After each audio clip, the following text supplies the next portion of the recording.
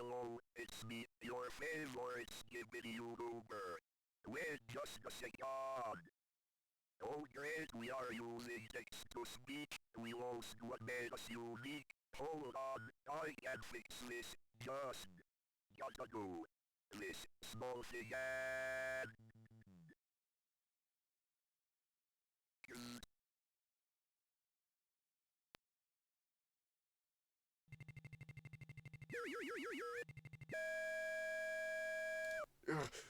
Oh, man. Ugh. Sorry there, audience. I appear to have briefly caught a case of every skibbity YouTuber-itis. Deepest apologies. But I mean, while I'm here, I might as well make a video. Now, small thing, I know that a bit ago on stuff like my community tab, I said that I was taking a break from content like this. But, however, mainly because of the fact that I feel like I've just been pressuring myself into making other content, which results in less quality, I've decided that I'm going to resume this. It's alright. And also, another thing, in a few days, I was planning to do a full playthrough of Five Nights at Freddy's, but however, OBS seems to not be cooperating with me when it comes to recording that one game. Seems to always bug out when that one game is open. So, yeah, we're not gonna do that, I guess. Although I do have a video that's otherwise planned. So yeah, keep an eye on that. Out for that one. Anyways, these video topics. Let's think. Aha, I know. Special agents. Now, something to keep in mind. This is a rule that I will hold everyone to personally. Is to not bring back the dead ones. They had their story arcs. They don't need to come back. And I swear to God, if I see anyone bring them back, I will just wring their necks open. Oh well. And I must admit, even though I'm a little guilty of bringing back dead characters, even though they have their story arcs, in this case, he's Brown. And also, if you want to see an opinion that I highly respect, go check out this person's video who made a video covering Brown and how they were pretty much just a gag. They were just a joke. Okay. Big props on them. So, love the content. Must admit the name is goofy, but you know, I mean my name's not really much better. It just, it's a dead bird, a dead avian. So yeah, anyways. So, rule 1. Never be the common Gojo is coming back thing where, you bring back the fan favorite character just to get the clicks. Thanks. Have some integrity. And also, this is the only actual rule, alright? Alright? Alright, now that's understood, let's get into who some of the actual meat and bones, and actually now forget about it. I must admit myself, I am also a little guilty of this mistake, although luckily I managed to scrap them before I made them canon series in any way, so, we did that. That's good, we dodged that bullet.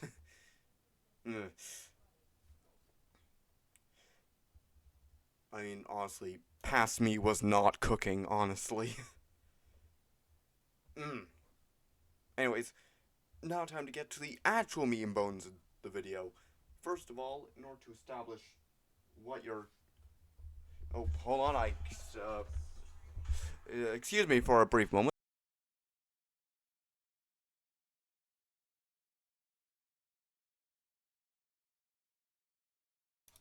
Just had a alarm go off, but I'm too lazy to do a retake. Because this whole text-to-speech gag I do at the beginning is kind of a lot more than I'd hope to be. Anyways, meat and bones of the video. The first point that you should take into account when designing a special agent is what does the race in question do? What is their specialty? I'll take my free golden boys as an example.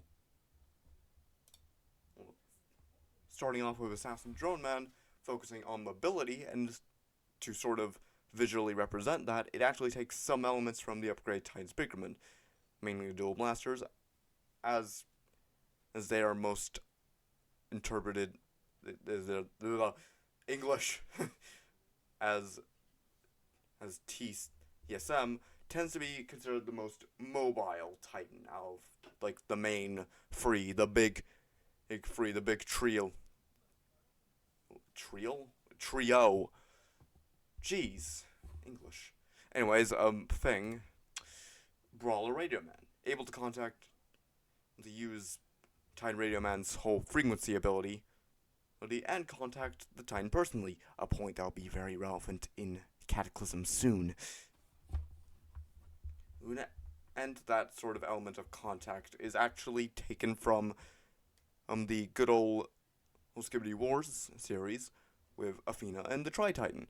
And yes, I'm using the wiki name. I'm not gonna go for the whole tongue twister of constantly saying female Tri-Soldier over and over and over again. And I'm just not gonna do that. I'm doing this for simplicity's sake.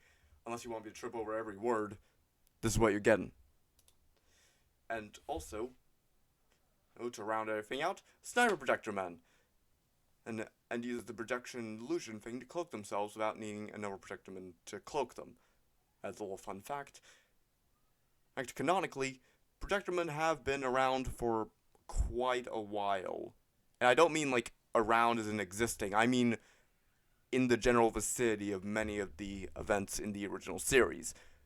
Because it's just really been groups of two cloaking together. And also, with the sniper part, it utilizes an element created by somebody that projectormen can form guns, like how TV men form knives combined with the whole cloaking ability to make an elite sniper.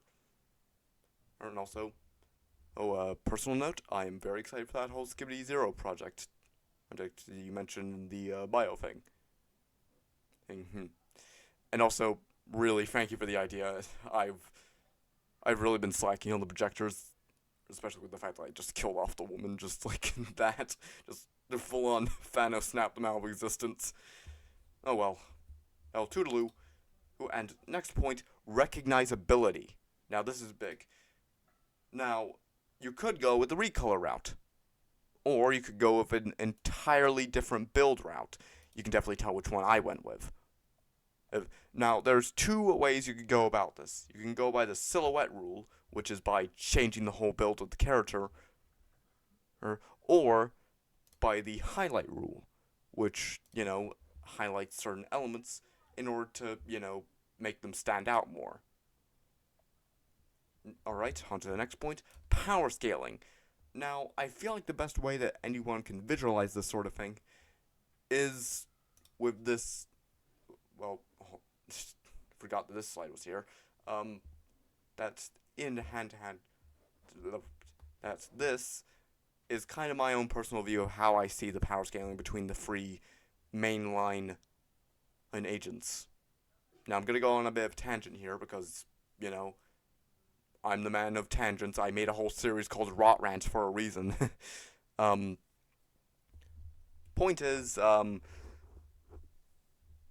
we have as much as this guy is physically strong, and originally I had him as the middle one, I remembered something that this guy had, and bear in mind with the rule that there's no external stuff, you might not actually remember this because it's a very minor detail, but Plunderman has, knuckle spikes. He used them to climb in the Bunker Raid arc, but to be honest, it was never really used, and I feel like that was a waste of potential. A really big waste of potential there. And then, of course, this guy's the most recent, so dealing with the bigger threats, being that he has to be stronger, so, they're naturally going to be on the higher end of the list.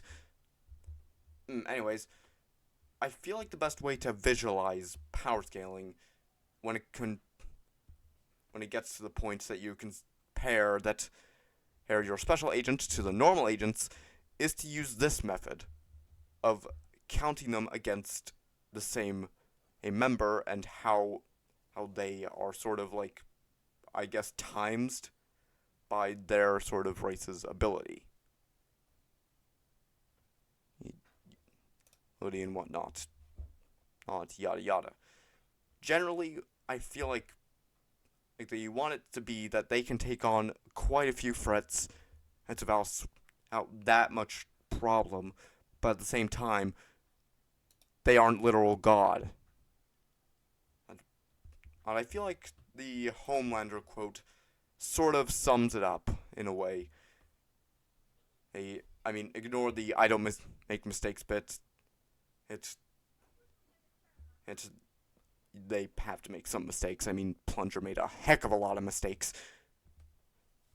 Hank's point is, you want to make them stronger and just in general better than the original ones. But you don't want to make them so strong that they go all, "Oh, come on, Zeus, strike me down. You don't have the balls." I'll end up angering goddamn I'm Olympus. But end up creating a whole new God of War game.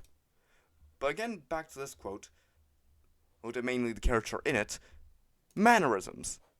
Now, this is the element I feel like Plunger Man, in specific, struggles the most with. He's overconfident, he's cocky, he's just in general something you don't really want your character to be. He went in several situations where he was most definitely going to die if he actually went in a fight. In this case, he actually did go down. Temporarily, but, still. Well, he only got like a few hits and then just got immediately slam dunked by a sound wave. And the only contribution Plungerman ever really made was in the final battle. The battle in which he died. Man. But yeah, just generally, don't make them as confident as a Homelander. Definitely make them at least slightly confident in their own abilities, but don't make them cocky. Oh! I think we just got a little thing here. Let me check my little paper. Oh yeah, that's right. We got the bonus round. Women, whoa! Wait. Now that you're thinking about it, I don't think I'm the most, expertise to talk on this matter. Although at the same time, I have made a few decent units, so I think I have some notes to say.